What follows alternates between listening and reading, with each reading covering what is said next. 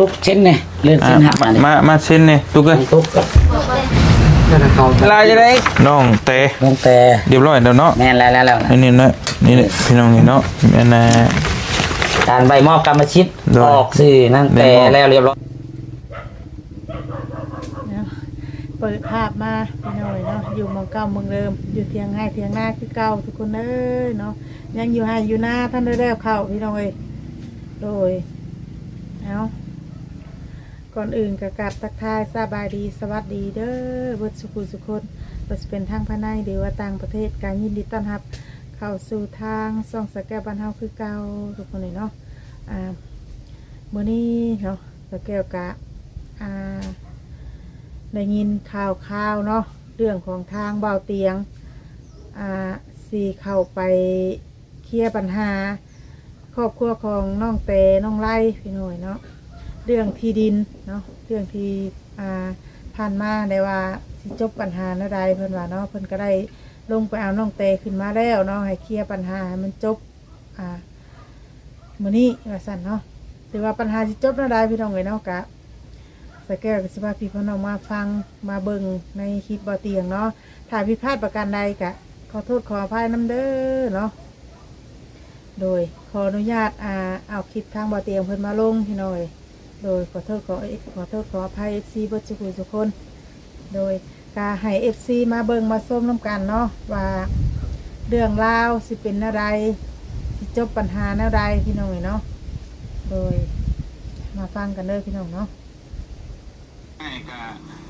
ที่จริงก็บ่ได้อยากสิโทษเกิดโกรธเครื่องอย่างเนาะคือที่ให้เคยเว้าไปแล้วแต่ว่าถ้าน้องมีความจริงใจมาขอโทษอ้ายก็สิให้อภัยเนาะผลสรุปเรื่องดินเรื่องดอนได้เพิ่นวันนี้พักส่วนดินดอนต้นหญ้าระหว่างนางเตกับเท่าไรเดี๋ยวนี้เท่าไรนั่นเป็นสารสิทธิ์แล้วเนาะตุ๊กเป็นกรรมสิทธิ์ของนางเตกับน้องคือ4คนเนาะแม่นี่นางเตนางตุ๊กนางติ๊กนางมิก4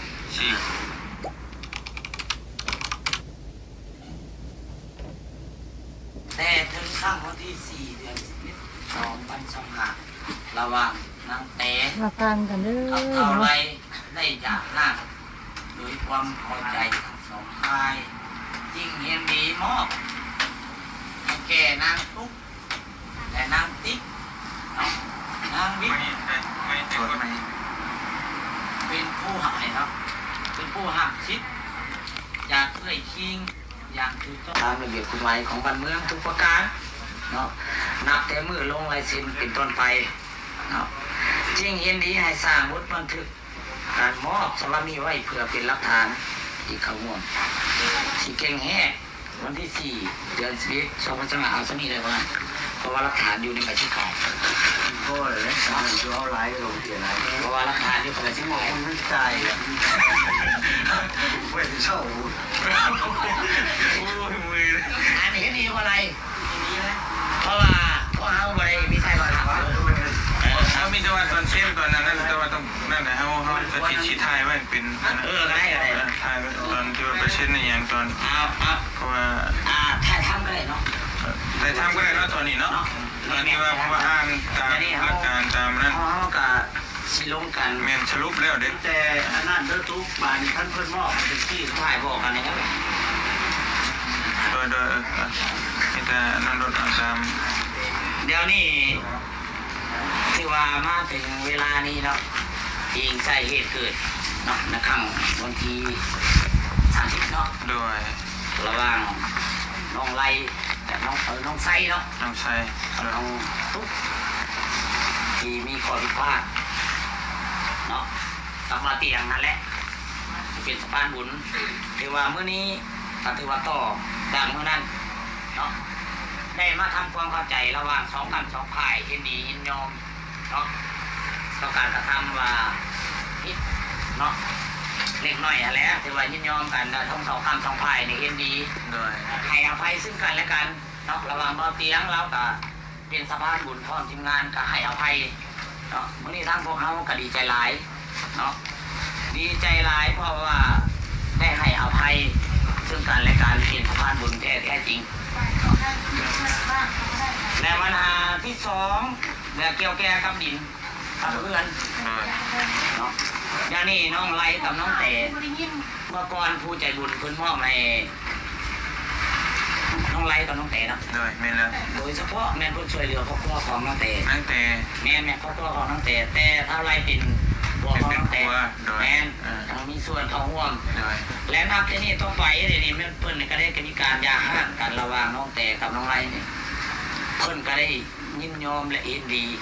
มอบกรรมสิทธิ์เพื่อนและดิน โดย จำนวนที่ผู้มีพระคุณหรือว่าใจบุญมาช่วย โดย มาอุปถัมภ์ให้น้องตุ๊กน้องติ๊กน้องวิกเนาะ โดย ทั้ง3คนเป็นกรรมสิทธิ์ของนางตุ๊กทั้ง3 โด เนาะ ย ส่วนเท่าไรนางแต่ก็ถือว่าขาดกันแหละแต่ว่านางแต่มันแตกต่างกับเท่าไรหน่อยนึง โดย นางแต่จะมีสิทธิ์คุ้มครองเบิ่งแยงน้องคือเก่า โดย เนาะแต่ว่าอยากให้มีสิทธิ์จะทำจะคลายตามระพันใจบ่ได้ บ่ได้ ต้องมาผ่านอำนาจการปกครองก่อนว่ามือจะมอบสิทธิ์คืออะไร โดย เนาะ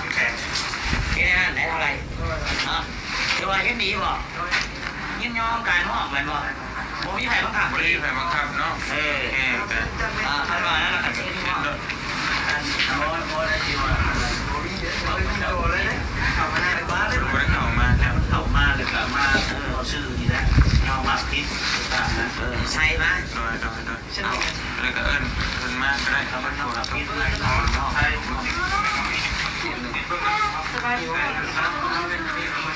สังคมมาได้เลยเลยสังคมมาหู โดย สังคมมาวันมาน้ำมาใส่มาแต่มาชิม ใครจะไม่นี่ เราผัด เลยเนาะ ไล่บอกเข้าไปครับ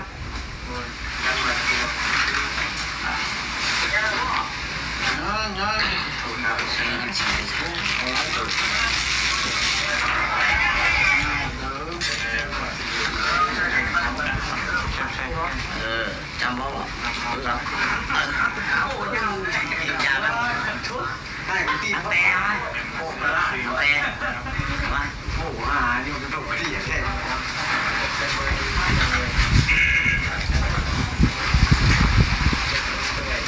ชมเขียนสีชม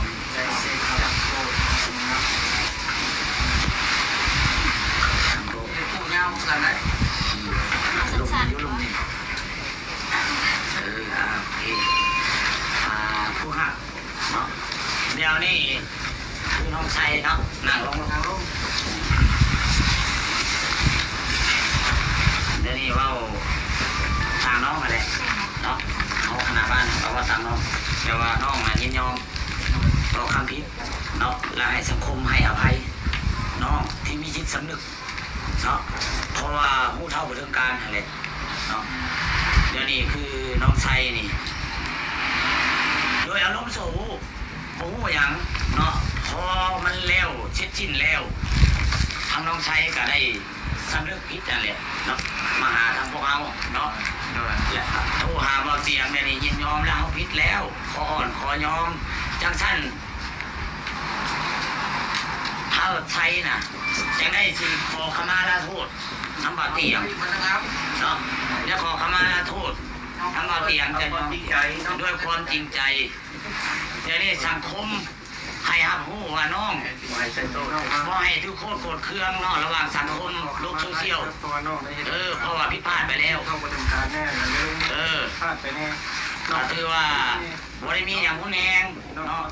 สิ่งที่คลิปมันเกิดขึ้นก็ให้รูปร่างไป กับไอ้นอกจากนี้ โดย ก็ให้สังคมยอมรับกับความเป็นจริงแหล้ว คือนอกว่าเลยนอกจากโมงูแน่นอกจากยอมพิษ โอเคทางให้ก็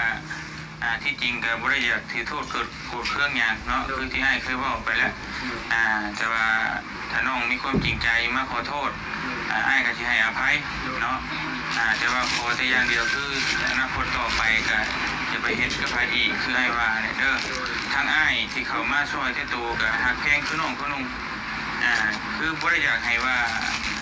ให้มีปากเสียงมีหยังกันเนาะแต่ว่าจะมาช่วยก็คืออยากมาให้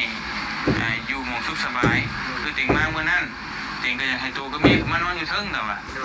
แต่ว่าตัวก็ว่าพอใจอยู่หมองหันแต่วันนี้ผู้ใหญ่เพิ่นก็บอกว่ามันบ่งามมันเป็นมันแบบว่า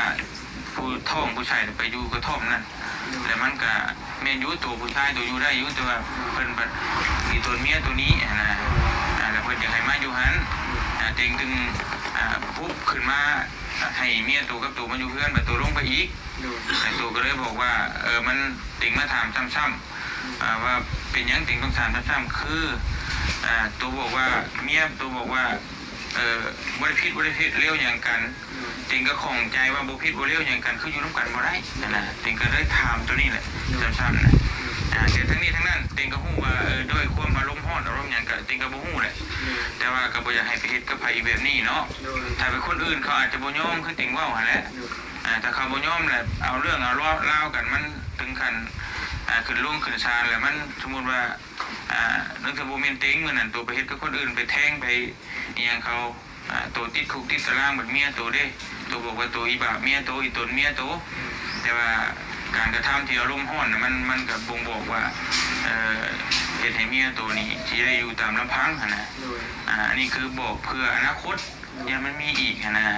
เพราะว่าตัวเราไว้ช่วงติงเข้าใจแล้วไว้ช่วงวัยรุ่นอารมณ์ร้อน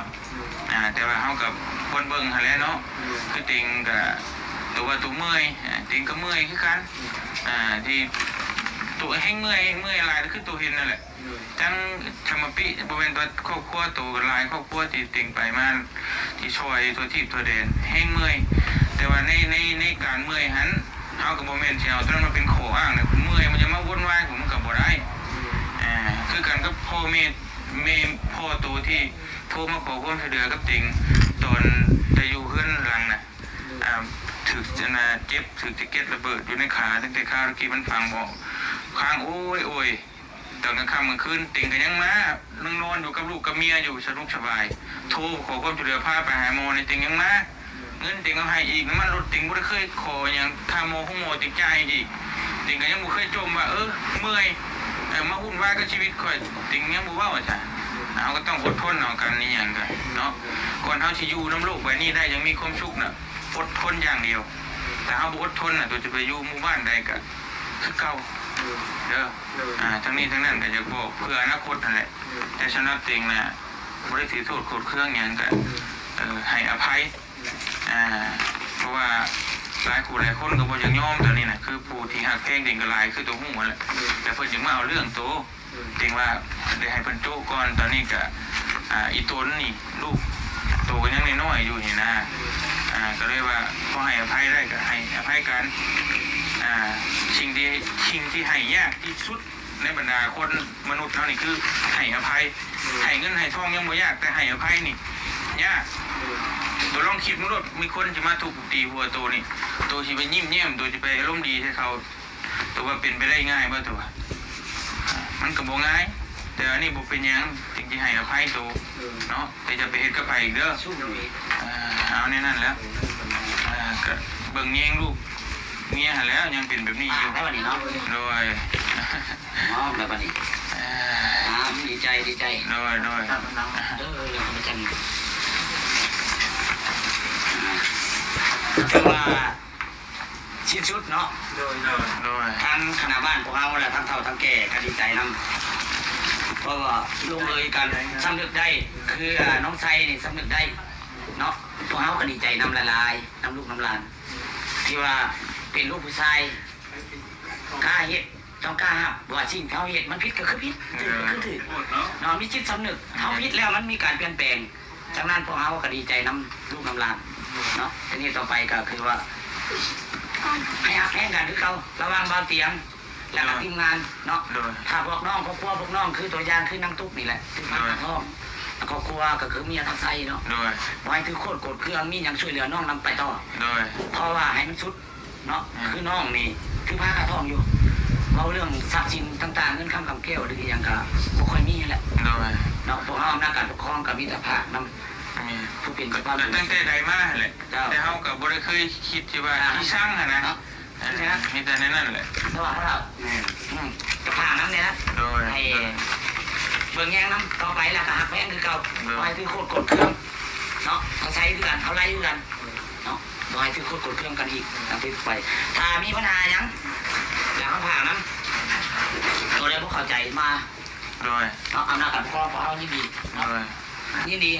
หัดเอาขั้นเสนอมาพิจารณาและแก้ไขขอให้ลูกหลานและน้องบ้านเมืองให้ถูกต้องปรองดองกัน โดย ถ้าเราเมื่อเท่านั้นเลย โดยขอบใจเด้อทั้งในบ้านเด้อที่ให้ความเป็นธรรมทั้งสองฝ่ายเนาะ ทางแบบเป็นกลาง โดย ค่ะทางน้อง มีแต่เป็นมือเก่า จะให้ท